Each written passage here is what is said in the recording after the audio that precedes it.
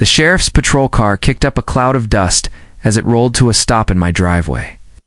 The flashing lights painting the old weathered wood of my grandfather's barn in frantic strokes of red and blue.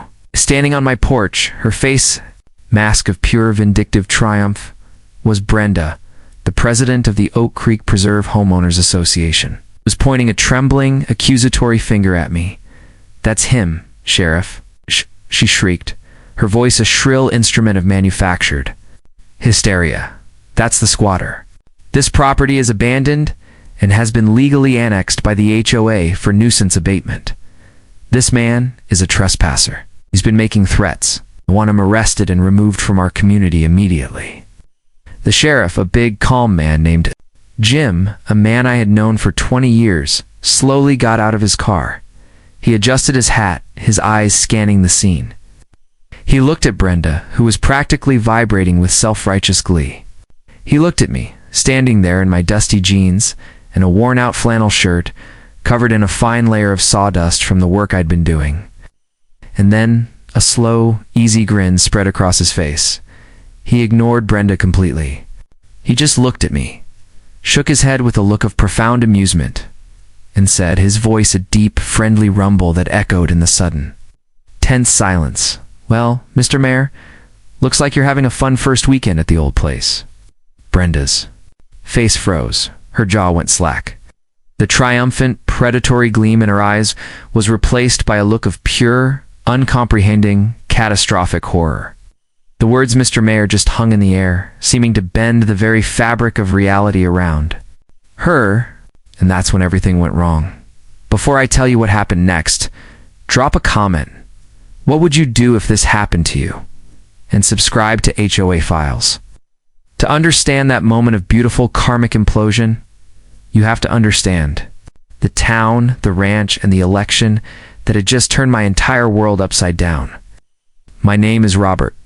In just 3 months before that insane confrontation, I had been elected the new mayor of the town of Oak Creek. My journey to the mayor's office was an unlikely one. I wasn't a lawyer or a wealthy businessman. I was a rancher's son who had become a high school history teacher and then a town councilman. I ran on a simple platform, preserving the soul of our rapidly growing town. Oak Creek was a beautiful place, a town with a deep, authentic, rural heritage that was being systematically erased by a tidal wave of new, upscale development. I ran on a platform of managed growth, of protecting our historic landmarks, of honoring the past while building the future. The very heart of that past for me was my grandfather's ranch. A beautiful, historic, 100-year-old property that was a living testament to the values I had been elected to protect. When my grandfather passed away a month after the election, he left the ranch to me. It was the most meaningful inheritance I could have ever received, a profound and humbling responsibility. The ranch had a unique legal status. It was a 500-acre and holding piece of the county that was now completely surrounded by the newly expanded city limits of Oak Creek, and more specifically, by a massive gated community of McMansions called the Oak Creek Preserve. My ranch was not in the city, and it was certainly not in their HOA. It was an island of history. It's an island of my family's legacy, and the self-appointed queen of the new, surrounding territory was the HOA president, Brenda. Brenda was everything I had run against. She was the wife of the very developer who was paving over our town's character.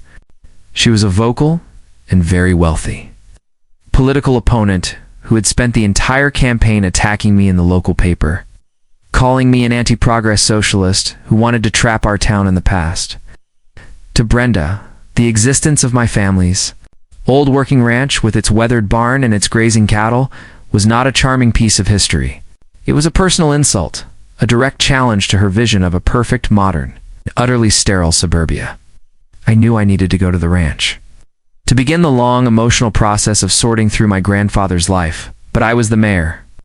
Now, I couldn't just show up. I wanted to go as a grandson, not as a politician. So, I arranged for a quiet, private weekend. I gave my small, city-provided security detail strict instructions. They were to remain out of sight. Wanted to be alone. I drove up in my grandfather's old beat-up pickup truck, wearing my oldest pair of jeans and a dusty baseball cap. I didn't look like a mayor. I looked like a man who had come home to grieve. My first encounter with Brenda, my new role as her neighbor, was a perfect omen of the madness to come. She didn't recognize me, of course. She just saw a scruffy-looking man in a rusty truck on a property she had long coveted for her husband's next phase of development. She came zipping up in her golf cart as I was unloading some boxes. "Excuse?" "Me," she'd called out, her voice sharp with unearned authority. "Ice." "This property is now under the stewardship of the Heritage Oaks HOA, pending the resolution of the former owner's estate. Who are you, and what is your business here?" Was stunned by the sheer audacity of her lie. "Ma'am," I'd said, my voice quiet, "this is my grandfather's ranch. He left it to me. And it's not a part of your HOA.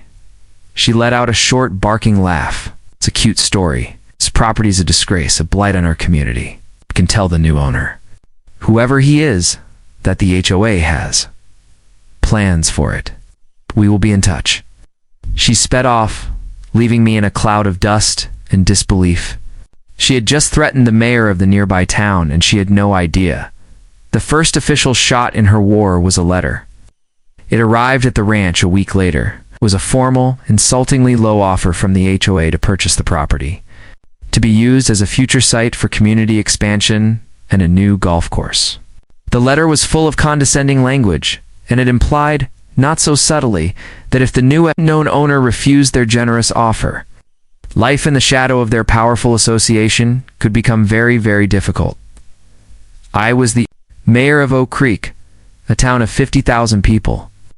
But here on my own land, I was just a citizen, being bullied and threatened by a petty tyrant.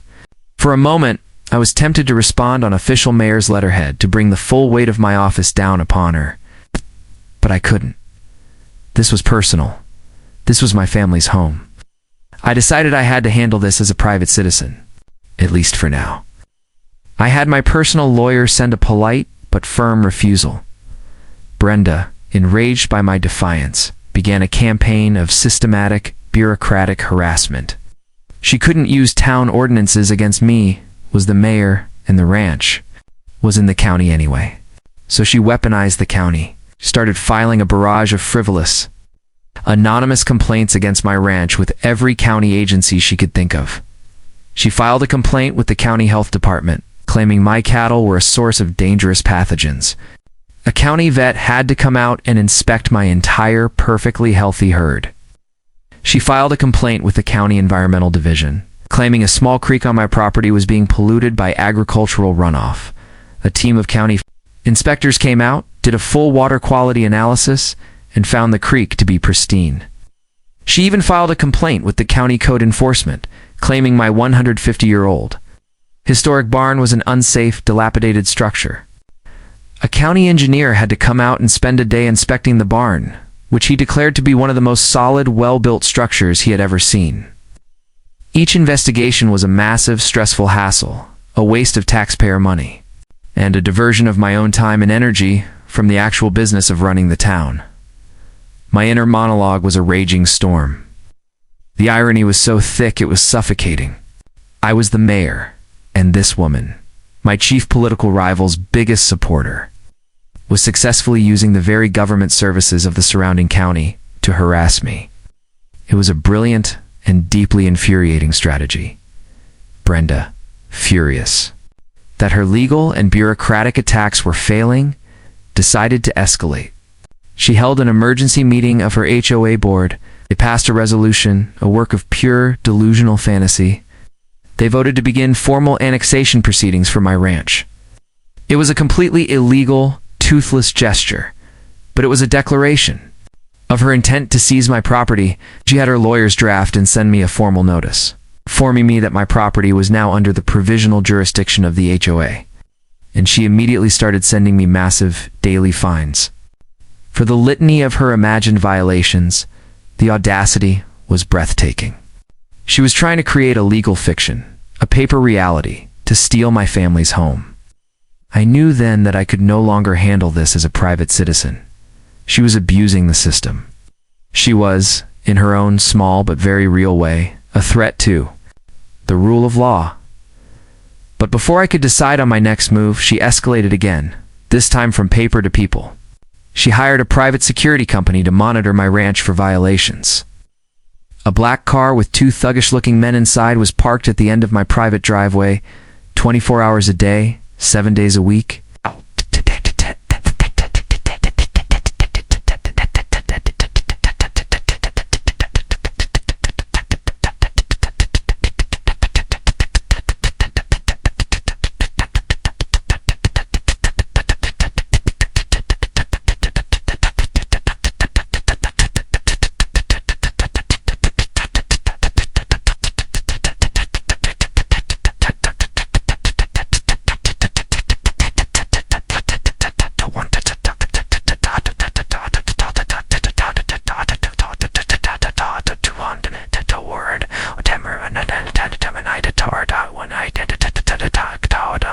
Tend to toss it, top depot, when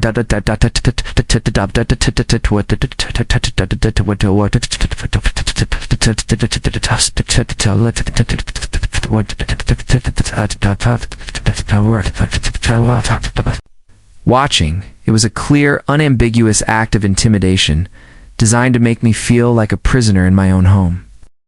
And then came the final, unforgivable straw. I was at the ranch for the weekend, trying to find a few precious hours of peace. I was out on my grandfather's old tractor, clearing some brush from the back pasture. It was honest, physical work. The kind of work that had always cleared my head. Brenda showed up. She was standing right on my property line, her phone held high, recording me. She was screaming, "You are destroying the natural landscape. This is a violation of our environmental covenants. You are a menace, a vandal." She then looked me dead in the eye, a look of pure, venomous hatred on her face. "I have had enough of your defiance," she said, her voice a low, menacing hiss. "I am calling the county sheriff, and I am going to tell them that there is a hostile, unauthorized squatter on this property who is destroying it. I am going to have you removed. Today," and that brings us back to that moment. The moment the sheriff's car came rolling up my driveway. The moment Brenda put on the performance of a lifetime. It's the moment my old friend, Sheriff Jim, stepped out of his car. The look of pure, catastrophic horror on Brenda's face as Sheriff Jim called me Mr. Mayor was a thing of beauty. It was a silent, cinematic masterpiece of a bully's entire world collapsing in on itself in a single, terrible instant. "Mayor?" she whispered. The word a pathetic, strangled sound, all the air and fury gone out of her. Sheriff Jim, a man who had been a close friend and a staunch political ally for 20 years, calmly listened to her entire frantic and now wildly backpedaling story. Then he turned to me. "Mayor," he said, his voice now grim and professional, "is this woman, to your knowledge, filing a false police report? Has she been harassing you?" "No." I looked at Brenda, at her pale, terrified face. And then I looked at the ranch, my grandfather's ranch, my family's legacy, and I thought about the months of stress, of lies, of the constant grinding assault on my peace. "Yes, Sharif," I said, my voice quiet but firm. "She has." Sheriff Jim nodded, turned to a now trembling Brenda. He explained, in slow, simple, and devastating terms, the multiple county and state laws she had just broken in his presence. Filing a false police report, harassment, conspiracy, to commit fraud with her ridiculous illegal annexation attempt. He then asked her about the private security company she had hired to watch my house, as he had, coincidentally, been investigating that same unlicensed, thuggish company for weeks. He got on his radio and called for another unit, and then he arrested her right there on the porch of my grandfather's house. The story, of course, was a political and media firestorm. "Hey, president arrested for harassing new mayor." It was on the front page of every paper in the state. Brenda was disgraced. Her husband, the developer, was implicated in the financial investigation that followed. Her political allies, including my chief rival, deserted her in a panic. The Oak Creek Preserve HOA was thrown into a state of utter glorious chaos. As for me, I finally got to spend a quiet weekend at the ranch honoring my grandfather's memory. And then, as the mayor of Oak Creek, I used the incident to launch a major, very popular, citywide initiative to reform and regulate the predatory and often illegal practices of homeowners associations throughout our town. I also worked with the county commissioners to have my family's ranch, which sat in their jurisdiction, placed on the state's historic register, protecting it and its legacy forever from the clutches of developers and petty tyrants like Brenda. This whole brutal war taught me a lesson that sits at the very heart of public service. There are two kinds of power in this world. There is the petty, bullying, and ultimately fragile power of a person like Brenda, a power that is built on a foundation of made-up rules, of intimidation, of controlling a tiny artificial kingdom. And then there is the real, legitimate authority of a public servant, a power that is granted by the people and that must be wielded with responsibility, with restraint, and with a deep and abiding respect for the law. Brenda was so obsessed with her own little world, so convinced of her own absolute authority, that she never bothered to look outside her own manicured gates to see who was running the real one.